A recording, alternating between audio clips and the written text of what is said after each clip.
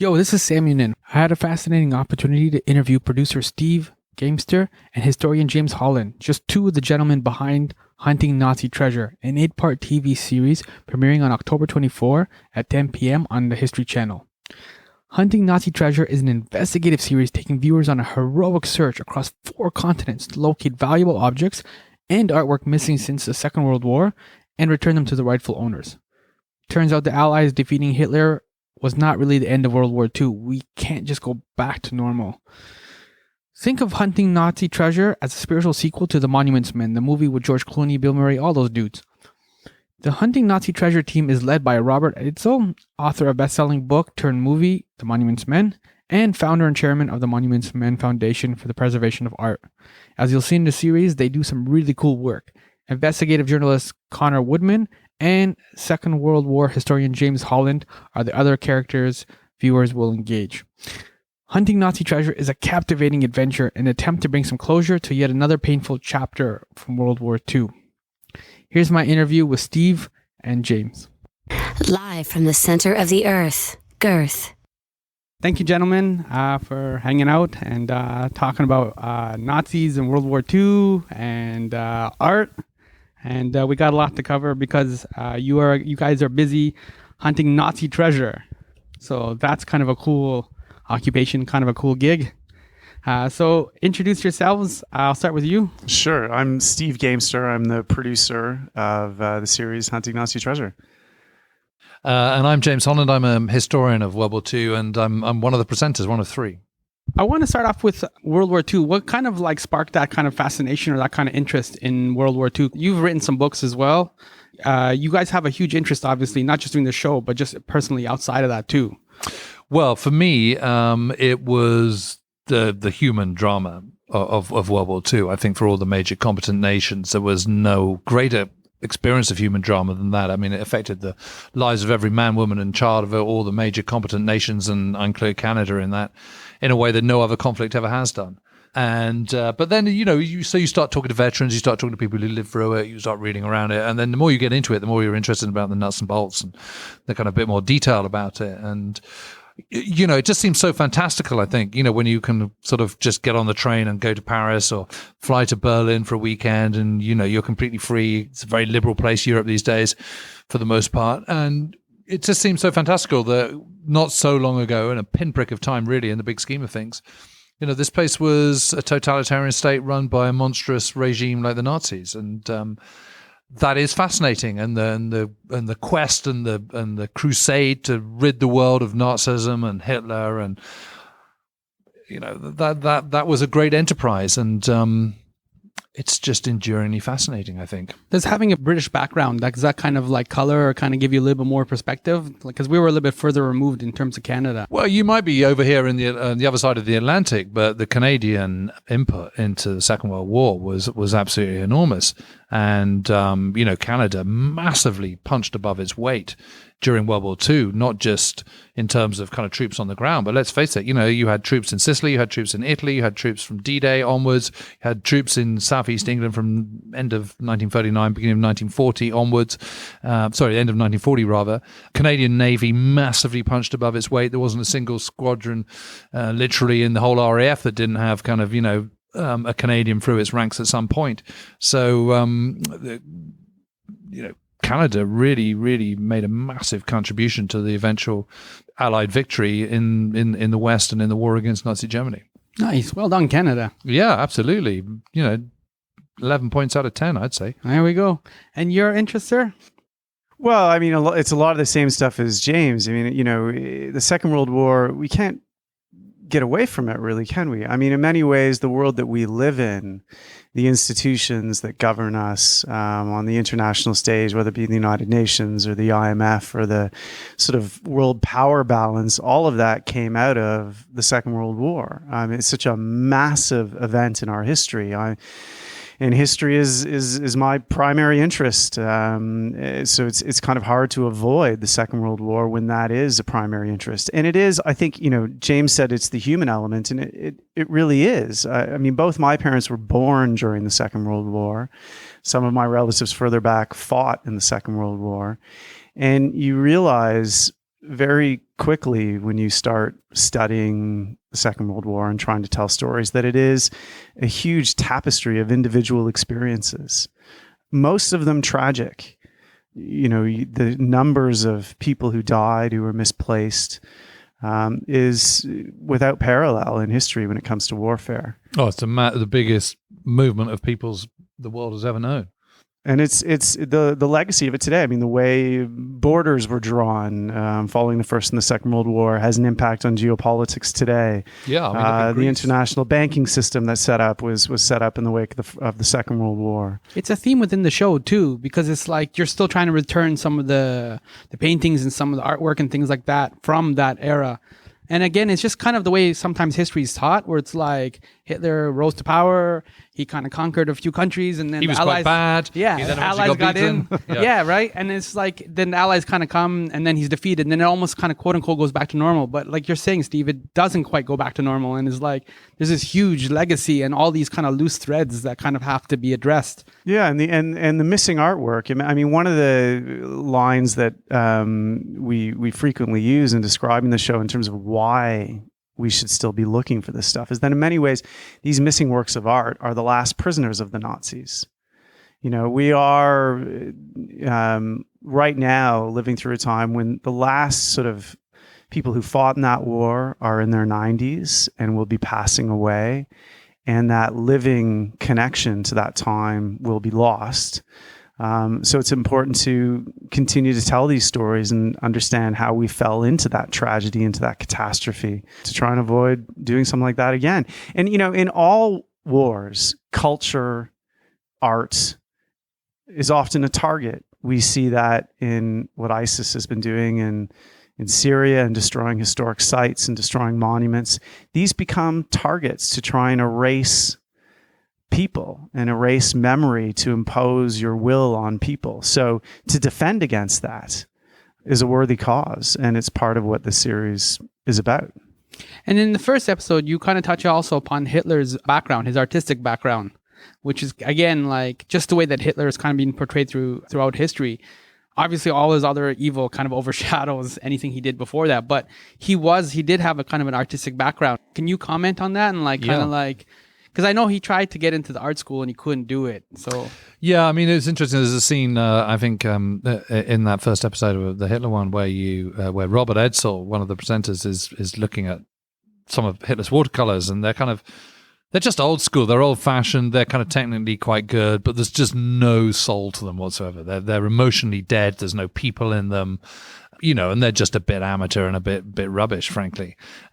But art and architecture is his great passion. That's what he really loves. Obviously, he's ideologically driven, he's politically driven, but in terms of kind of downtime, what Adolf really likes is kind of thinking about art, thinking about architecture, grand designs. I mean, he has this grand design to kind of remodel Berlin as Germania with kind of huge, great edifices and all the rest of it. He's got a great plan to create the Führer Museum in Linz, his hometown in Austria, which is going to be magnificent. It's going to be a legacy forevermore, the 1,000-year Reich, blah, blah, blah. Art is his big thing, and it's something that he spends a huge amount of time thinking about, a huge amount of time focusing on. And if he ever wants to kind of sort of relax or get away from kind of, the hard toil of kind of trying to run a global conflict, that is what he's thinking about. But to do that, he's also pillaging from other people and stealing and trying to clamp down on other people's art, what he calls degenerate art, modern art. That is the way forward in the early part of the 20th century. Picasso, Salvador Dali, all these types, Chagall, they're all doing kind of, amazing art, exciting, dramatic art. He doesn't want any of that. He wants to sort of go back to the old school. His heroes are people who kind of, were painting centuries earlier. And, yeah, it's just what it is, without question, one of the biggest, heist jobs the world has ever seen. Yeah. Yeah, the show refers to it as crime scenes, like when you go to different locations. And again, it just shows the size of World War II, because you go to different cities, like you're collecting air miles. Right? Well, I know. I think we went to kind of 4 continents, 13 different countries. I mean, it was an epic journey that took us from kind of, the snow of St. Petersburg and Moscow down to the kind of, the desert of southern Tunisia to kind of Santiago in Chile in South America. I mean, it was incredible. I mean, the size of the theft was the reason for going to all those places. But I mean, in terms of that is very much something we wanted to do in this series, was to make it relevant today by having people today go to these places. You know, we didn't want to be an armchair program where, you know, the sort of typical cliche of a World War II documentary where you'd have a bunch of people sitting in chairs talking and, you know, cue the black and white footage. It was important. We wanted to go to the places where these thefts occurred and to tell the history in a very active way. And follow the trails. It's detective work. It's an investigation. I mean, you can't, it's kind of like, you know, you have to go to these places to understand the majesty of some of these things. I mean, one of the stories that we tell is one of the most famous works of art, and it seems strange to call it a work of art because it's a whole room, but one of the great mysteries of the 20th century was the theft of the Amber Room. The Amber Room is this entire room made of amber panels in St. Petersburg, well, outside of St. Petersburg in Russia. And it's in what was known as, well, what's still known as the Catherine Palace, which was, you know, one of the great palaces of the Russian czars. And the Germans, when they took over that palace, when they invaded the Soviet Union in 1941 and conquered that part just outside of St. Petersburg, they took the Amber Room, and it hasn't been seen since. But to fully really understand the majesty of that place in that room, you kind of got to stand there. You know, it's like trying to describe to someone the brilliance of Michelangelo and never looking up at the roof of the Sistine Chapel. These great works of art move people for a reason. There's the reason the Nazis wanted them, because they represent genius. They represent human achievement. So to understand why the theft occurred and why it's important to still look for them, we wanted to go to the places where these stories happened. It's also distressing to learn too, like when I think even in the first or second episode, when the Allies are getting closer, they start to destroy stuff or they start to throw it into the river and those kind of things. And it's like, just to lose some of that stuff too. It's almost, I don't know, selfishness is not, I wish it was a stronger word, but it's like, if we can't have it, nobody else can have it. And that again is like what you're talking about, like just to lose that kind of spirit, that kind of inspiration is like, that's upsetting as well, because you can't get those things back. Well, the Nazis famously had what was known as a scorched earth campaign. Hitler ordered it himself. As German troops retreated, their job was to destroy everything, to leave nothing. The Nero Decree. Exactly. Yes. The Nero Decree, precisely. I think that tendency always exists in times of conflict. And, you know, it's, of course, you know, these are material items which are important, but of course that extends to human life as well. So, you know, it's touching upon all these subjects and how to guard against it. The show focuses on returning these objects to the families or to the widows and whoever's left at this point. Do people some of them want this stuff back, or are they happy to just kind of close this chapter in their life and kind of move on? Does that make sense? Yeah, I think there's the experiences. There's a bit of both, to be perfectly honest. There's some that will kind of fight tooth and nail and have been fighting very, very hard. I mean, there's a set of 4 miniatures which are returned to one of the family from Jacques Hausticker, who had been a Dutch art dealer, and you know, it's an unbelievably touching scene when you know, she talks about that and talks about what it means to her having those pictures back. But, you know, for others, that it's the distance of time is too great and they've never had them anyway. It's always been, you know, distant relatives. And, you know, sometimes they are happy to hand them back and give them back to the country or whatever. And sometimes, you know, in the case of one item that we see the recovery in the series, we did track down the original owner and he wanted it to go to a museum. You know, he felt that it would be more powerful that way. People would be able to enjoy it. But not only that, that work of art could be put into context and people could forever would see that it was stolen by the Nazis in the Second World War and understand that story. You know, there's a lot of pain behind these stories. We met one of our other investigators, Connor Woodman, interviewed an American woman who was the daughter of a big diamond merchant in Paris, a Jewish family that was forced to flee Paris. And when they came back, their apartment was completely empty. And she was quite hesitant at first. She wasn't sure she wanted to participate because exactly that, you know, it's kind of dredging up all these really painful memories about history and my family. And I'm not really sure I want to do that. But I think, you know, in the end, she decided that, you know, some good out of what her family went through would be to tell that story. It's kind of the responsibility we all share, I think, with history. History's not pretty, it's not all, puppies and rainbows. It can be ugly at times, but that's why it's worthwhile of our studying. We all have a responsibility, I think, to face it rather than running away from it. You touched on the art galleries. Like, how does the art world kind of react, or are certain paintings flagged so that they suddenly appear on the market, that they know this is something left over from World War II or that should be investigated, or are kind of like auction houses and things like that turning a blind eye? Well, I think auction houses, when they sell art, they always want to know what the provenance is. And the provenance always goes back, that is how you, the provenance is how you verify that it is what it is. And, a Sotheby's or a Christie's or whoever it might be, if they get across a piece of art and they know that there's this sort of missing gap and its provenance between 1939 and 1945, the spider sense goes off. Yeah, the senses go off, and it's time to kind of investigate that. And the whole art world, no one wants to be kind of dealing in stolen goods. I mean, everyone wants the provenance to be true and good and proper. So and that is, of course, exactly how these things do suddenly reemerge, because what's happened is, it's been stolen by the Nazis. At the end of the war, it's picked up by an American soldier. The American soldier rolls it up, takes it home, sends it home, hangs in his house then he dies.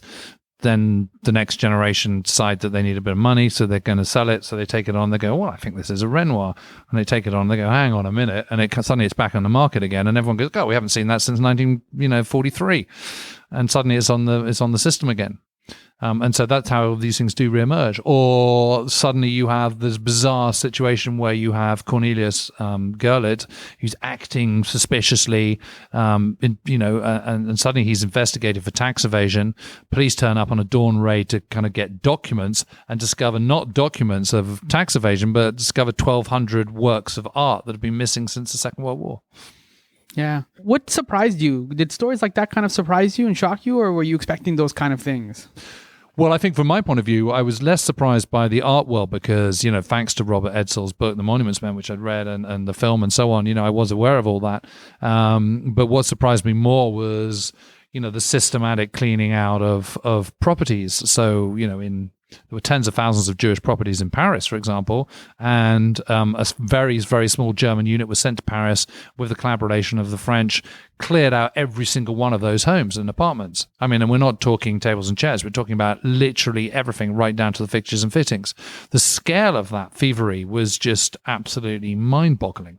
And, I was lucky enough while I was out there and we filmed it, we interviewed a guy who'd been... who'd worked in the resistance, got caught, claimed he was only half Jewish. In fact, he was completely Jewish, and so got put in the internment camp at Drancy and was embroiled into coerced into working to clear these properties. And one of the times he was shifting a box, and it was his family's apartment. Wow. And he realized that his family had, at that point, he realized they must have been rounded up and sent east, which indeed they had been, and they all died at Auschwitz. He was later outed and then sent to Auschwitz, and eventually survived, was liberated from Buchenwald, actually having been marched from Auschwitz to Buchenwald, and was survived only by a blood transfusion given to him by an American serviceman. Wow. And there he was. But I mean, imagine the shock of kind of, you're clearing up all this stuff and you suddenly see your own family belongings already boxed up, at the behest of the Nazis. I mean, it's like a rape, isn't it? Yeah. It's really hard. It's horrific. Yeah, it's hard to again, this show is great because it kind of gives you that window into that world, but it's just because so much time has passed and it's hard for us to fully understand. And this is kind of what you were alluding to, Steve, in terms of like how the past, you kind of want to keep that past alive so that and you don't forget these things happen and people had these experiences, and that we hope that future people don't have these experiences. Yeah, I mean, I think that's ultimately what we try and do. I've led a very sheltered life. Yeah. I was born in Canada in 1975, and our country during that time, there have been people who've been off to fight in wars, but by and large, it's been a really easy ride. That's a miracle in human history. The truth is that throughout history and in many places around the world today, things are a hell of a lot tougher, and there's a lot of tragedy, a lot of hardship.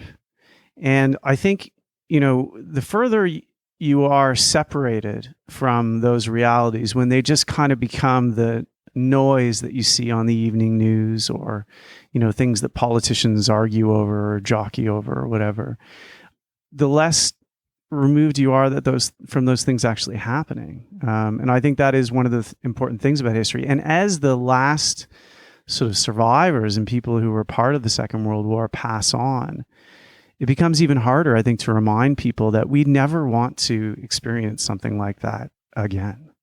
It was horrific and it was horrible, and it's left a legacy that we're still talking about today. So, this series, one of the things you'll often hear is, oh my goodness, do we really need another series about the Second World War? And I have some sympathy for that, because there are certainly lots of different types of history that don't receive nearly as much attention as they do.